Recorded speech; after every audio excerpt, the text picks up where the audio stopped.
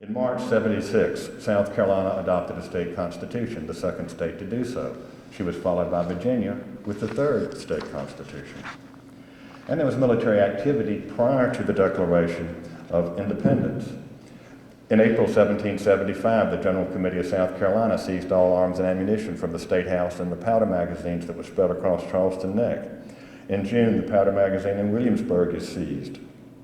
In November 1775, there's a fight between Tory militia and what is now the General Committee or the patriot occupation of Star Fort at 96 in South Carolina, followed by a very bloody campaign called the Snow Campaign of December 1775, because the snow literally stayed on the ground for weeks at a time. And that was fought by militia from North and South Carolina, and pretty well put the kibosh on Tory activity in the backcountry, at least for a while. And of even more importance, that Snow Campaign snuffed out a grand plan by Lord William Campbell, the last royal governor of South Carolina, to mobilize the backcountry, not just in South Carolina, but in the North Carolina and Georgia, against the revolution on the coast. And then we have Great Bridge in Virginia in December 1775.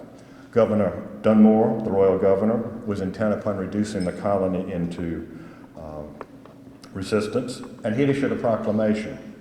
He said, "Martial law requiring every person capable of bearing arms to resort to my standard under penalty of forfeiture of life and property," and then he then declared freedom to all indentured servants, Negroes, or others appertaining to the rebels, if they would join for the reduction of the colony to a proper sense of duty.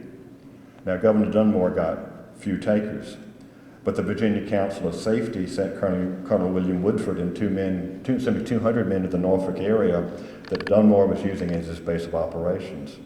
And there, the Virginians erected a breastwork on the high ground on the north side of the Great Bridge. Governor Dunmore decided to attack on the 9th of December. It only took about 14 minutes, and half the enemy were killed and wounded.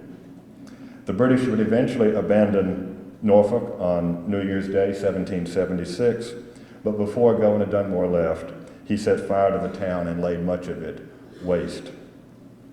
George Washington said of Governor's actions, "I hope this and the threatened devastation of other places will unite the whole country in one indissoluble band against a nation which seems lost to every sense of virtue and those feelings which distinguish a civilized people from the most barbarous savages." And there was significance to the Battle of Great Bridge. Immediately thereafter, the Virginia Convention authorized the raising of another 7 regiment of troops. And in February '76, at Moores Creek Bridge in North Carolina, a band of Tory Highlanders, and how Highlanders who had immigrated to the American South after the Battle of the Culloden could take up the King's colors is frankly beyond me. I've asked Leland Park to explain it, and he can't, so I'll just leave it at that. But the purpose of this, there were several thousand of these men marching to the coast, was to meet up with Sir Henry Clinton and Lord Cornwallis and the British Expeditionary Force. Word spread, and Patriot forces managed to maneuver, and it was Colonel James Moore who had overall command of this operation, maneuvered them to Moores Creek Bridge, ground of the Patriots' choosing, and it was a rout for the American cause. And because of Moores Creek Bridge, the Tory movement in North Carolina went underground, and it caused the British to change their plans from invading North Carolina. And earlier today, someone asked me when I mentioned that, it's because King George considered North Carolina his most loyal province. That's why they had chosen North Carolina. So Clinton and Cornwallis said, okay, we're going to go to South Carolina. Now this is June of 1776. We're still a month away from the Declaration of Independence. And for a month, the British maneuver off Charleston Harbor. Sir Henry Clinton, like Dunmore, issues a proclamation denouncing this most wicked and unprovoked rebellion in South Carolina, the succession of the crimes of the inhabitants, the tyranny of the colony's Congress and committees, the era of an infatuated and misguided multitude whose duty was to forthwith help put down their arms against the king. And he said, because of my sense of humanity, if you come to the king's service, you will get free pardon.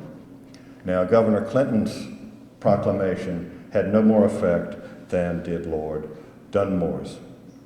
The British launched a sea and land attack against Patriot positions on Sullivan's Island, where the unfinished sand and palmetto log fort was commanded by Colonel William Moultrie.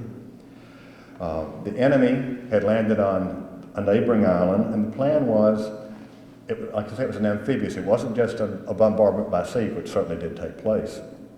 They were landing troops that were going to cross Breaches Inlet and get on the island and come into the back of the fort because it was unfinished. The backside of what we now call Fort Moultrie had not yet been completed. But they hadn't counted on a young group of men from Orangeburg District. They were part of a ranger company commanded by one of my local heroes, Colonel William Danger Thompson. His men called him Danger. He was not somebody you wanted to mess with. But they were members of the South Carolina line. And their sharpshooting kept the British from crossing Breaches Inlet and had as much to do with the saving of Fort Moultrie as did the brave garrison who withstood the bombardment. Now, the significance, Congress was they minted a medal in honor of Sullivan's Island, and more importantly for General Washington and the new emerging Continental Army, that do-si-do outside of Charleston kept 7 regiments of British troops in the South for several months. And it thwarted, no? Okay. I'm sorry, it seems to go in and out. That thwarted, okay. All right, something, okay. All right, it's back. And the whole idea of the loss at Sullivan's Island, the British lost 3 ships. And not just the battle. It kept them from deciding to invade South Carolina at that particular time. And so, along with Moore's Creek Bridge, it put the Tories into deep hiding in the South. Now, please note that all 3 of these victories, Great Bridge, Moore's Creek Bridge, Sullivan's Island, take place before America officially declared independence. After independence, from Georgia to Virginia, July to October 1776, the Cherokee went on the war against the frontier, and the 2 Carolinas, Georgia and Virginia, in return, retaliated against Cherokee settlements, eventually in the spring and summer of 1777, forcing the Cherokee to a peace treaty. In July 1778 to February of 1779, George Rogers Clark staged his successful campaign against Indians in present-day Ohio, Indiana, and Illinois, culminating in the capture of the settlements at Kaskaskia, Cahokia, and Vincennes. Sadly, except in only 1 or 2 textbooks that I reviewed, do Clark's exploits get any mention whatsoever.